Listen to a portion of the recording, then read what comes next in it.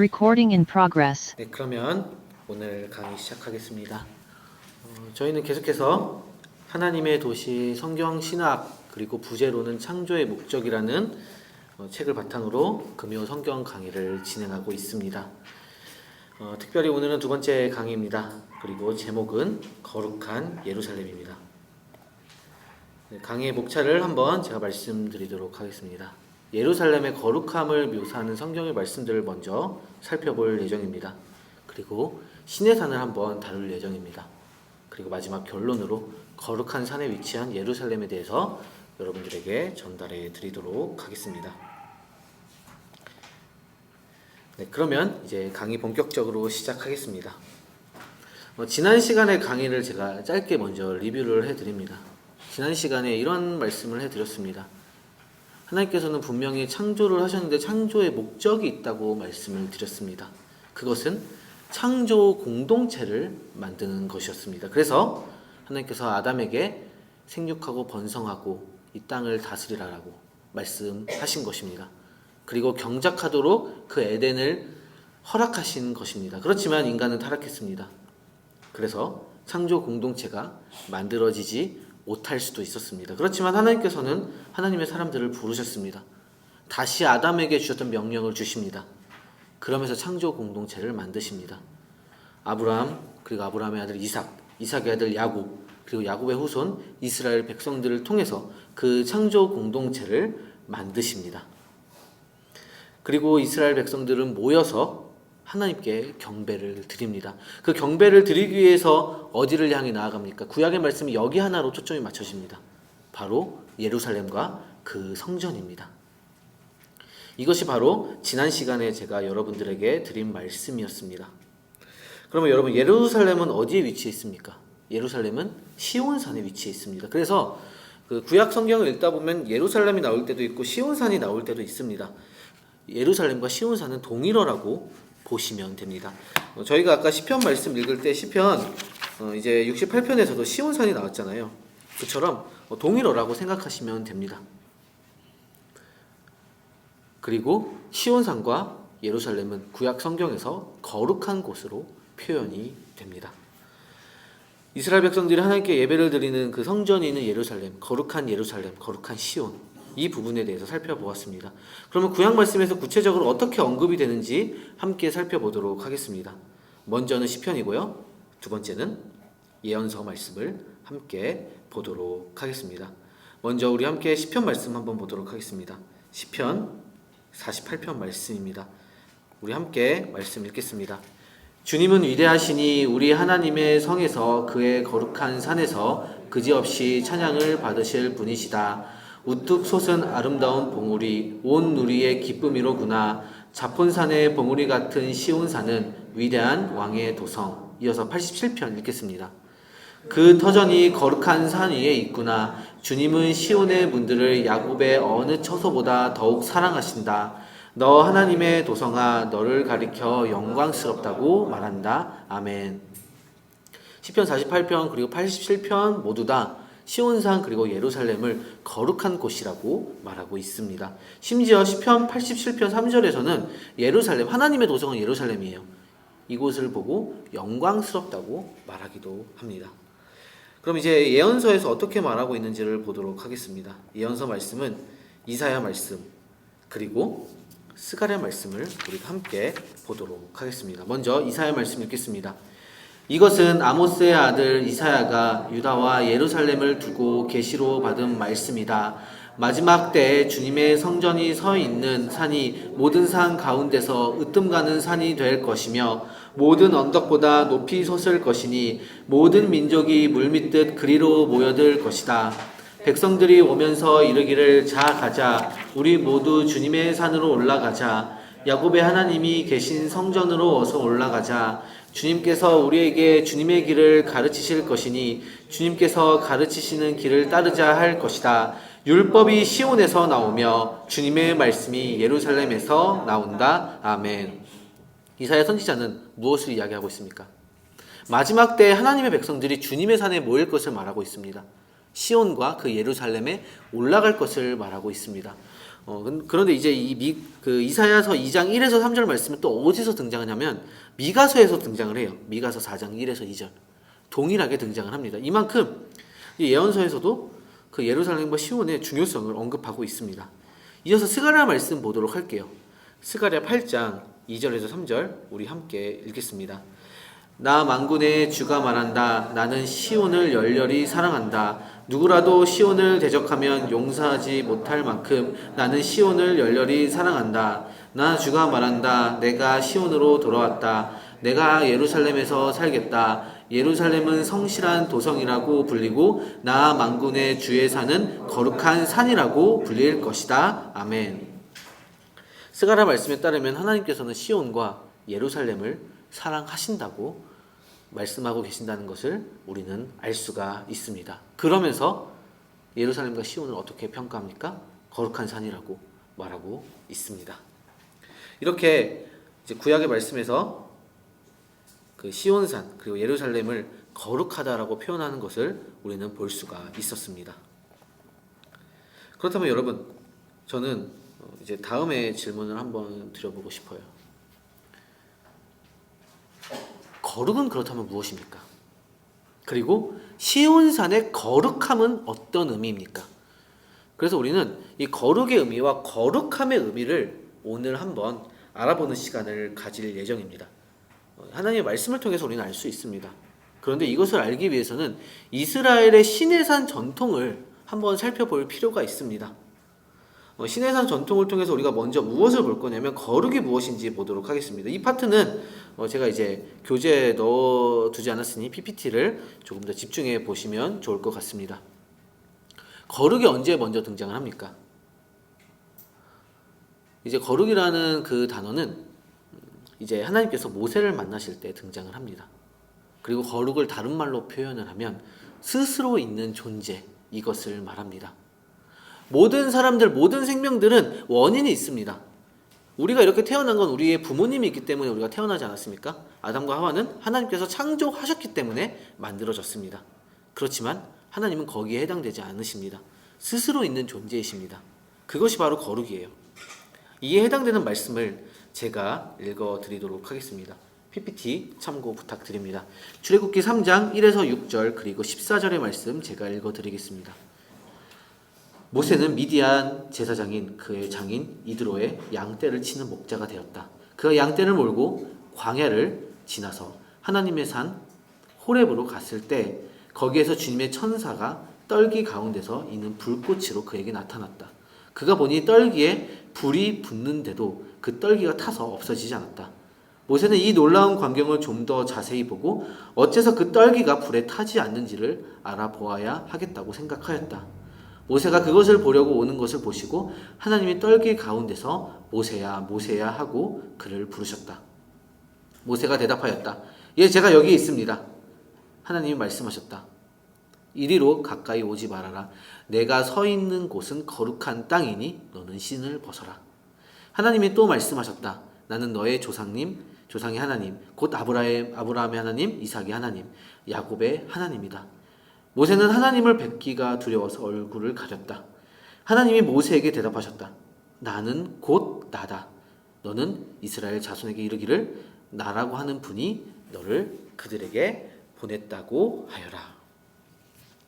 14절에서 그 거룩의 정의가 나옵니다. 나는 곧 나다. 스스로 있는 존재. 이 존재는 하나님 말고 없으십니다. 거룩이란 스스로 있는 존재, 그리고 하나님을 가리킨다는 것을 우리가 볼 수가 있었습니다. 그렇다면 다음의 질문을 다시 한번 드립니다. 여러분, 그렇다면 거룩함은 어떤 의미를 가지고 있습니까? 이 부분은 이제 거룩함에 대한 의미는 이제 시내산 전통이 나타나는 출애굽기, 레위기, 그리고 민수기 말씀을 참고하면 도움이 됩니다. 특별히 이제 출애굽한 이후 민수기 말씀 때 이제 이스라엘 백성들이 출정식을 가지기 전까지의 그 말씀, 그 시내산에서 하나님의 율법을 받았을 때 그 말씀, 기간은 대략 2년 정도 돼요. 그때의 말씀들을 참고하면 거룩함이 무엇인지 알 수가 있습니다. 그리고 그 거룩함을 나타내는 말씀은 이제 출애굽기 15장에 모세의 노래를 통해서 우리는 그것을 볼 수가 있습니다. 참고로 모세의 노래는 이스라엘 백성들이 출애굽했을 때, 그 홍해를 건넜을 때, 그 승리를 거두었을 때 모세가 불렀던 노래입니다. 그 모세의 노래 중 일부의 말씀을 우리가 함께 읽도록 하겠습니다. 15장 13절 그리고 17절 18절 말씀 한 목소리로 읽겠습니다. 주님께서 한결같은 사랑으로 손수 구원하신 이 백성을 이끌어 주시고 주님의 힘으로 그들을 주님의 거룩한 처소로 인도하여 주십니다. 주님께서 그들을 데려다가 주님의 소유인 주님의 산에 심으실 것입니다. 주님, 이곳이 바로 주님께서 계시려고 만드신 곳입니다. 주님께서 손수 세우신 성소입니다. 주님께서 영원 무궁토록 다스리실 것입니다. 아멘. 여러분, 출애굽기 말씀에서 우리는 무엇을 알 수 있습니까? 15장 말씀에 따르면 이제 하나님께서 거하실 집이 있을 것이다. 그리고 그 집이 산에 있을 것이다. 이것을 우리는 15장 말씀을 통해서 알 수 있습니다. 그리고 그 집이, 산에 있는 그 집이 거룩한 장소, 즉 성소가 될 것을 우리는 그 모세의 노래를 통해서 알 수가 있습니다. 그리고 출애굽 여정 가운데 이스라엘 백성들은 어디에 도착했습니까? 시내산에 도착했습니다. 그리고 참고로 이 시내산은 하나님께서 모세를 만날 때부터 하나님께서 거하고 계셨기에 이미 거룩함의 장소였습니다. 제가 아까 읽어드렸던 출애굽기 3장 4절 5절을 통해서 볼 수가 있죠. 제가 다시 한번 읽어드릴게요. 모세가 그것을 보려고 오는 것을 보시고 하나님이 떨기 가운데서 모세야 모세야 하고 그를 부르셨다. 모세가 대답하였다. 예, 제가 여기 있습니다. 하나님이 말씀하셨다. 이리로 가까이 오지 말아라. 내가 서 있는 거룩한 땅이니 너는 신을 벗어라. 네, 이렇게 이제 시내산의 그 거룩함에 대해서 우리가 함께 보았습니다. 그런데 여러분, 문제가 있어요. 우리가 본 것처럼 거룩이 뭔지 알았고 성경에서 시내산이 거룩하다고 말했기 때문에 그 거룩함도 알았어요. 그런데 제가 여러분들에게 강의를 시작하면서 무엇을 얘기했습니까? 거룩한 곳은 시내산이 아니에요. 시온산입니다. 예루살렘이에요. 그렇기 때문에 문제가 생겨요. 그리고 출애굽기 15장에서 모세가 노래를 할 때 그 산은 시내산이 아닙니다. 성경 66권에 따라서 보면은 모세가 말하는 그 산은 시온산입니다. 그런데 이스라엘 백성들은 어디에 도착했습니까? 시내산에 도착했습니다. 이것도 안 맞아요. 그렇기 때문에 왜 이스라엘 백성들이 시내산에 도착했고 그러면서 시내산의 거룩은 또 어떤 의미인지를 알아야 합니다. 우리가 시내산의 전통을 따르면서 시온산의 거룩을 찾기 위해서는 거룩함이 분명히 시온산인데 시내산의 거룩이 왜 의미를 가지고 있는지 그거 먼저 찾아야 돼요. 그래서 우리는 왜 하나님께서 시온산이 아니라 시내산을 먼저 언급하셨는지 그리고 왜 시내산을 먼저 도달하게 하셨는지를 함께 살펴보도록 하겠습니다. 이것을 알기 위해서는 시내산에서 하나님께서 이스라엘 백성들을 어떻게 만나시는지를 우리는 살펴보면 도움이 됩니다. 그 마주하는 과정을 함께 알아가는 시간을 가지겠습니다. 이제 우리가 출애굽기 말씀을 이제 참고하면 이제 시내산을 세 파트로 나눠요. 첫 번째는 시내산 정상이 있고 두 번째는 시내산 중턱, 산 위쪽까지도 있고 마지막은 산 경계가 있습니다. 시내산 정상에 올라갈 수 있는 사람은 오직 한 명이었어요. 모세였습니다.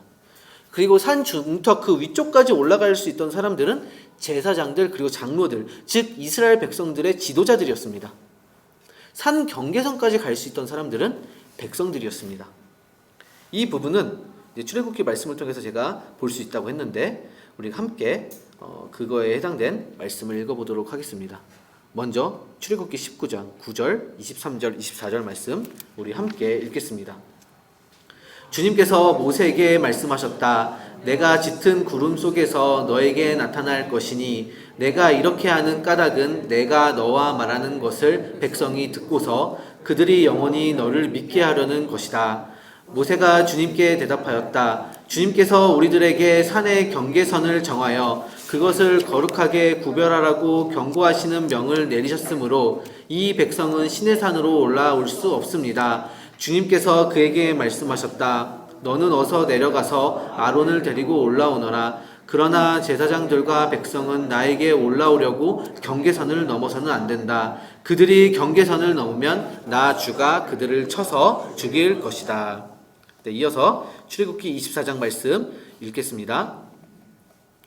모세는 아론과 나답과 아비후와 이스라엘 장로 70명과 함께 올라갔다. 거기에서 그들이 이스라엘의 하나님을 보니 그 발 아래에는 청옥을 깔아 놓은 것 같으며 그 말기가 하늘과 꼭 같았다. 주님께서는 이스라엘 지도자들을 손으로 치지 않으셨으므로 그들이 하나님을 뵈며 먹고 마셨다.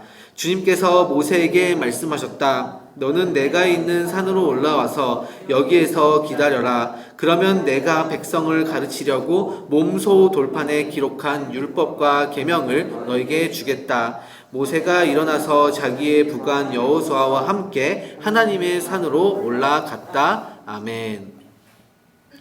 우리는 이렇게 이스라엘 백성들의 시내산 등정에 대해서 살펴보았습니다. 그리고 하나님의 백성들을 어떻게 시내산에서 만나시는지를 살펴보았습니다. 우리는 여기서 두 가지를 볼 수가 있습니다. 첫 번째는 하나님께서 임하셔서 거룩한 곳이 된다는 것입니다. 어떤 장소가 거룩해서 하나님께서 거기서 임하시는 것이 아니에요. 하나님께서 내가 여기에 임하겠다. 그러면 그곳이 거룩한 곳이 되는 것입니다. 시내산이 그래서 거룩한 곳이 된 것입니다. 그래서 이렇게 우리는 시내산이 거룩한 이유를 보았습니다. 그리고 두 번째는 거룩하게 하실 분은 오직 하나님이시라는 것입니다. 어떤 존재도 스스로 있을 수 있는 존재가 아닙니다. 스스로 거룩해질 수가 없습니다. 그런데 누군가를 거룩하게 만드는 건 누구의 역할입니까? 하나님의 역할이십니다. 그리고 하나님께서 거룩하게 만드신 사람들만, 그 존재들만 하나님의 임재로 나아갈 수 있게 됩니다. 이것이 바로 거룩함입니다. 그런데 만약에 하나님께서 허락하신 거룩한 존재가 아니라면, 거룩함을 입지 않는다면 어떻게 되겠습니까? 하나님을 마주하면 죽게 될 것입니다. 이렇게 우리는 시내산이 거룩한 이유를 보았습니다. 그리고 거룩함이 무엇인지 보았습니다. 거룩하게 되는 것이 무엇인지를 보았습니다. 그런데 여러분, 이제 하나님께서는 이스라엘 백성들에게 시내산으로 인도하셨는데 시내산 이후도 인도하십니다. 사실 시내산 이후를 인도하신 이유는 무엇이냐면은 가나안 땅에 입성해서 이스라엘 백성들이 시온산에 도달하게 하시기 위함이었습니다. 그리고 그 시온산에 도달하는 그 내용은 이제 아마 다음 시간에 다윗 왕위를 살펴보면서 우리가 알게 될 것입니다. 그러면 이스라엘 백성들을 이제 시온산으로 이동하실 텐데 어떻게 이동하게 하십니까? 시내산 임재 이후 이동식 성소를 건설하십니다. 모세를 통해서 건설하게 하십니다. 그래서 이스라엘 백성들은 모세의 안내에 따라서 그 이동식 성소를 세워갑니다. 이 부분이 출애굽기 25장에서 40장에 나와 있습니다. 우리가 출애굽기 말씀을 읽다 보면 뭔 성소를 만드는데 이렇게 상세하게 쓰여져 있어라는 질문이 던져지는데 정말 중요한 말씀입니다. 그리고 하나님께서는 시내산에 임재하셨던 것처럼 이렇게 만들어진 이동식 성소에 임재하게 되십니다. 그래서 이 성소를 우리는 무엇이라고 말하냐면 움직이는 시내산이다, 이렇게 표현하기도 합니다.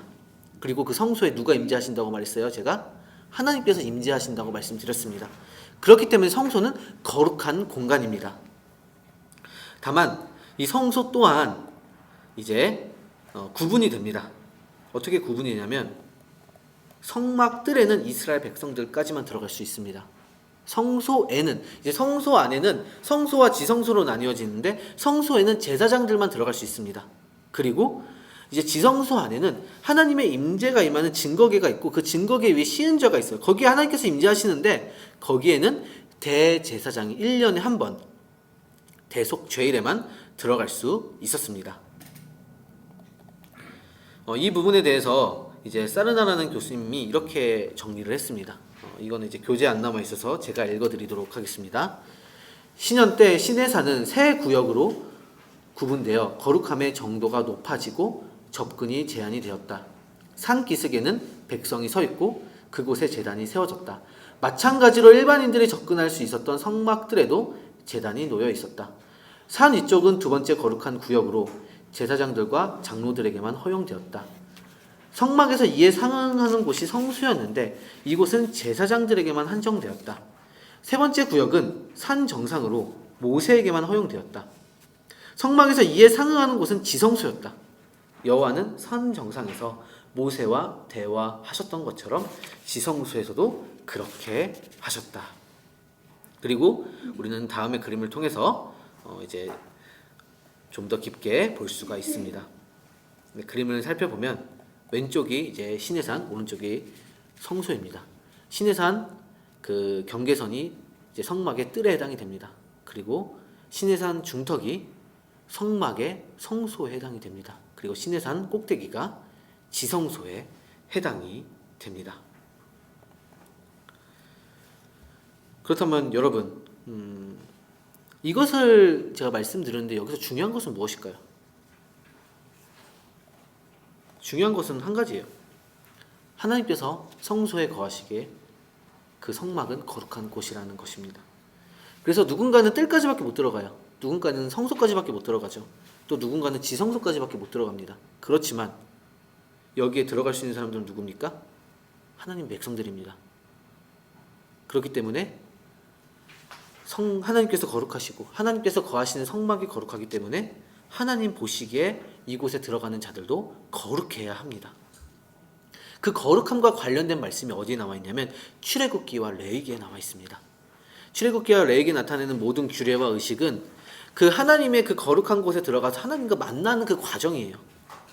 부정함에서 거룩함을 향해 나아가는 과정이죠. 이 부분에 대해서는 제가 작년에 하반기에 이제 작년 여성분들과 레위기 성경신학 강의를 했었습니다. 그 강의가 이제 그 교회 홈페이지에 올라가 있는데 그것을 보시면 이제 자세하게 알 수가 있습니다.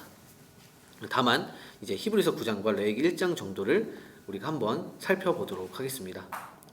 네, 히브리서 9장 그리고 레위기 1장 말씀 우리 함께 읽겠습니다. 먼저 히브리서 9장 6절에서 7절 말씀 읽겠습니다. 이것들이 이렇게 마련되어 있어서 첫째 칸 장막에는 제사장들이 언제나 들어가서 제사 의식을 집행합니다. 그러나 둘째 칸 장막에는 대제사장만 1년에 한 번만 들어가는데 그때에는 반드시 자기 자신을 위하여 또 백성이 모르고 지은 죄를 사하기 위하여 바칠 피를 가지고 들어갑니다. 아멘.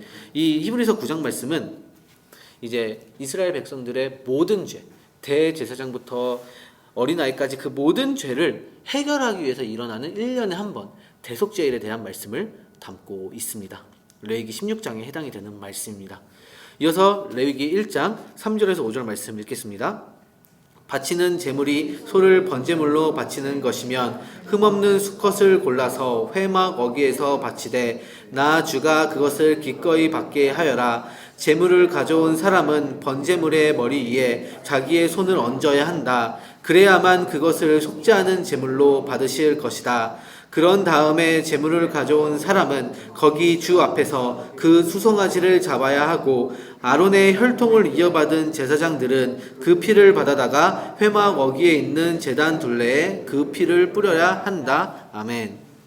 이 레위기 1장 말씀은 번제에 대한 내용이에요. 번제는 이스라엘 백성들이 매일 바치는 제사였습니다.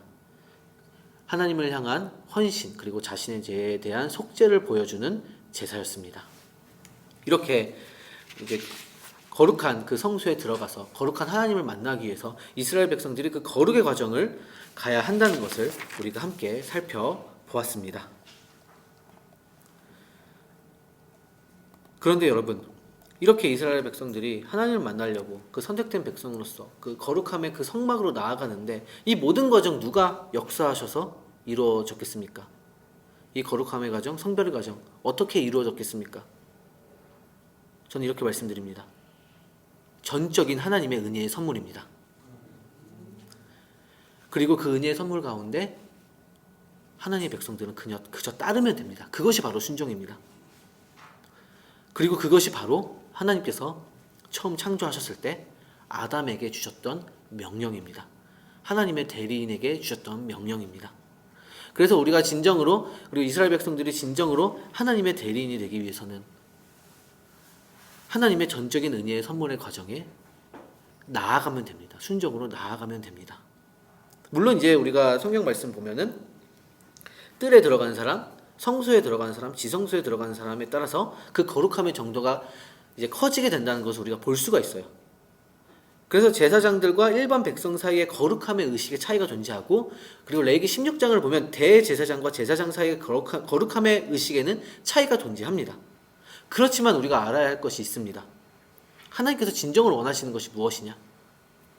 하나님께서 진정을 원하시는 것은 모세처럼 모두가 하나님의 산에 오르는 것이에요. 대제사장의 자리에 가는 것입니다. 하나님께서 원하시는 그 거룩함에 순종하며 나아가는 것입니다. 그래서 베드로의 편지에서 우리를 왕 같은 제사장으로 표현하고 있는 것입니다. 그리고 이 부분은 레위기 22장 말씀을 통해서 우리가 깊게 알 수가 있습니다. 레위기 22장 31절에서 33절의 말씀 우리가 함께 읽겠습니다. 너희가 내가 명한 것을 지켜 그대로 하여야 한다. 나는 주다. 내가 이스라엘 자손 가운데서 나의 거룩함을 나타낼 것이니 너희는 나의 거룩한 이름을 욕되게 해서는 안 된다. 나는 너희를 거룩하게 하는 주다. 나는 너희의 하나님이 되려고 너희를 이집트 땅에서 이끌어 내었다. 나는 주다. 이렇게 이스라엘 백성들, 그들까지 하나님께서는 대제사장과 같은 거룩함을 요구하신다는 것을 보았습니다. 그리고 그것을 은혜로 선물로 주시고 그 순종하며 나아가면 된다는 것을 우리가 함께 살펴보았습니다. 그럼 여기서 제가 잠깐 한번 더 정리를 해드리겠습니다. 우리가 이제 시내산에서 나온 시내산 전통에 대해서 살펴보았습니다. 시내산은 거룩하다.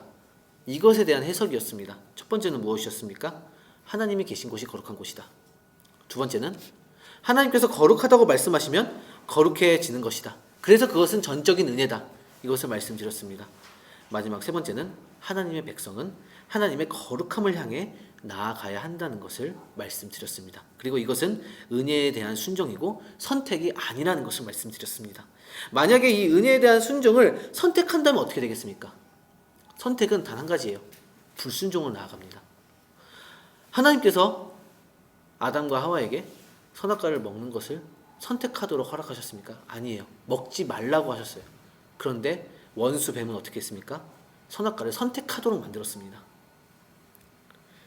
이렇게 그 시내산 그 전통의 거룩이 무엇인지 우리가 함께 살펴보았습니다.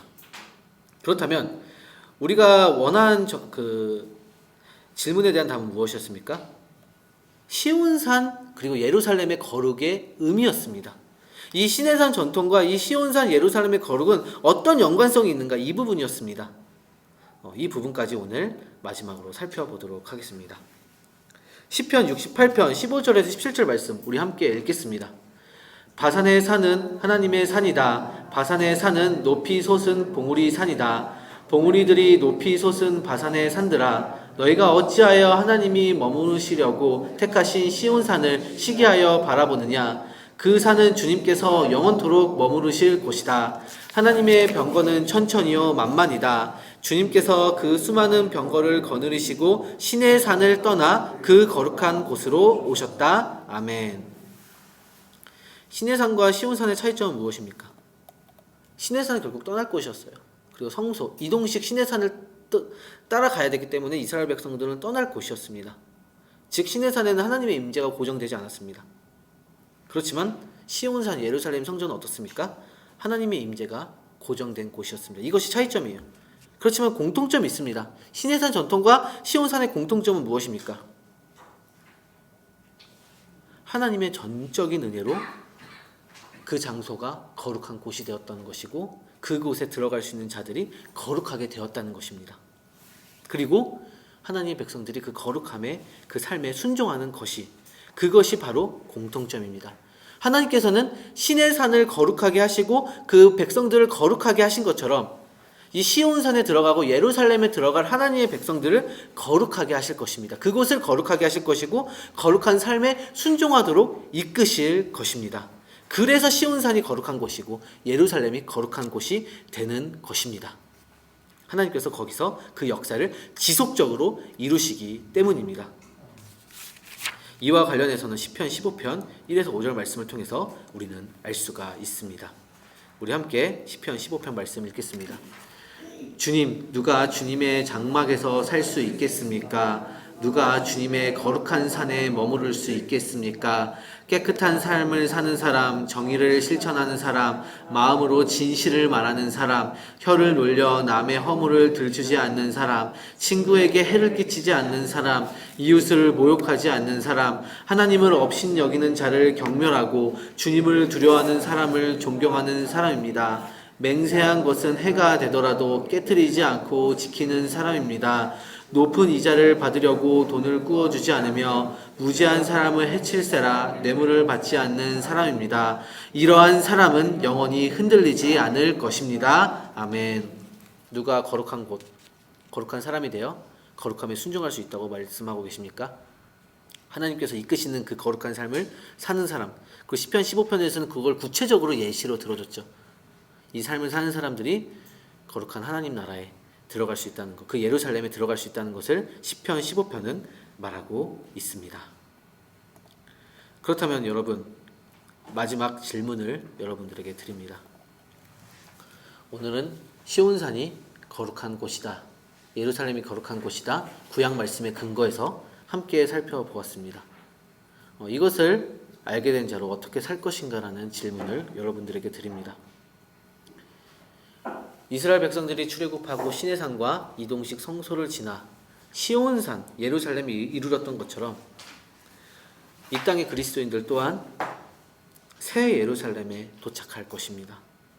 그리고 새 예루살렘에 영원한 하나님의 임재가 임할 것입니다. 하나님의 그 영원한 거룩이 임할 것입니다.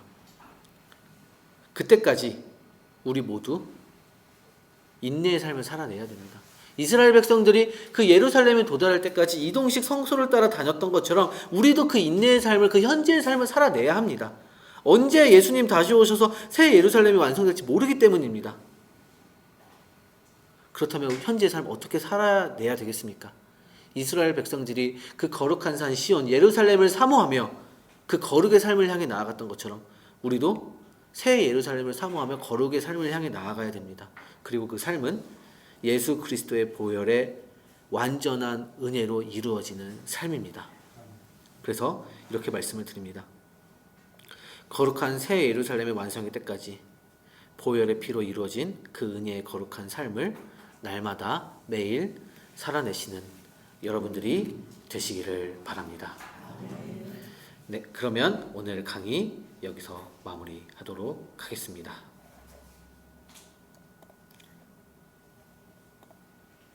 네, 그럼